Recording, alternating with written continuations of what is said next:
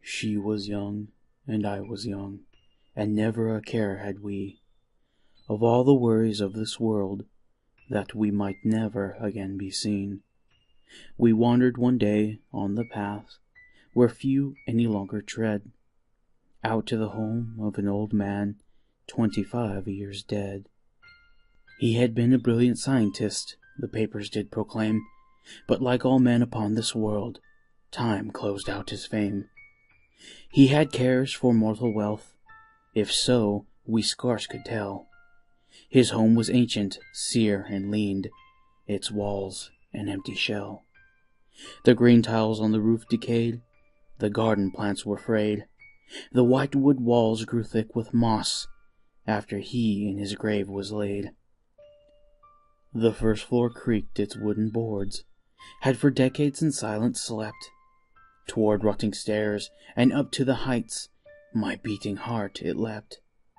Alice was her name, I think, though sanity implores me not to think of the fact that I led her through that door.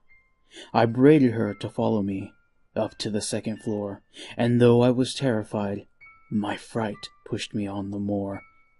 We walked up the steps into the attic, where the box we did find.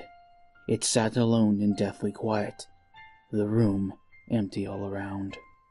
On the side were scrawled these numbers, 433. In that box, a thing so dark that it should never be. Alice, I led to the box, and opened it up to see what lay in that unholy darkness which drew both her and me. Alice and I looked inside, and in the darkness saw a horrifying crawling nightmare living inside that maw. Centipedes and beetles crawling inside of there, thousands of them swarming, never a thought to spare. I'm not sure why I did it. I thought it was funny then.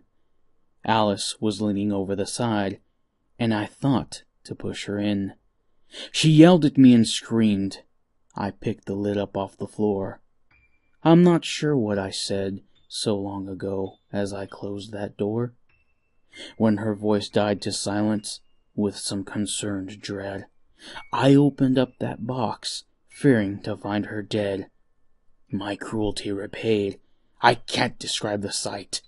I ran home and told my parents that Alice disappeared that night. That was true, I still know.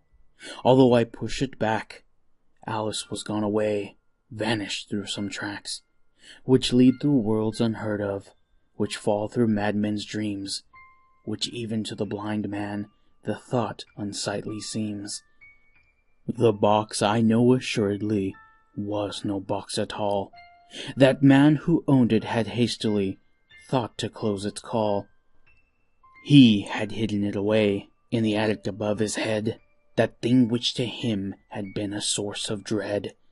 It could not be destroyed, that thing which hell had borne. After a quarter century, I doubt it's even worn. A brilliant man he was, but the devil did beguile even Dr. Faust away with his cunning wiles. I know how to open it. After 25 years, I know that I should go there and face all of my fears. 8 times at most would be needed to find whatever is left, to find Alice there where she had starved to death. But something taunts me in my mind, something that will not leave. What if I open that box and my reason does deceive? Those things that crawl, they lived in there for who knows how long. The rain, it falls on other planes. Could she be there alone? My wonder now, whether if I go and the darkness did connive, what exactly will I find if it kept Alice alive?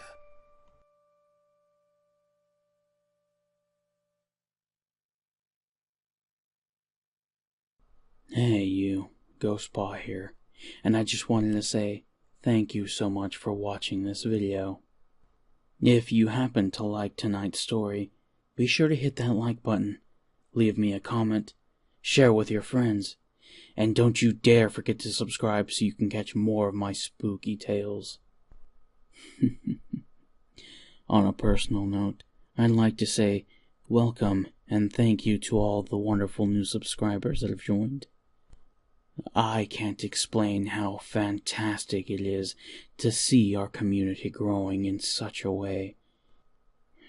Thank you so much for making me feel as important as you do. You mean the world to me, and I hope we can continue this journey for a very, very long time. And remember, Ghostpaw is always hunting, and I might just be hunting you.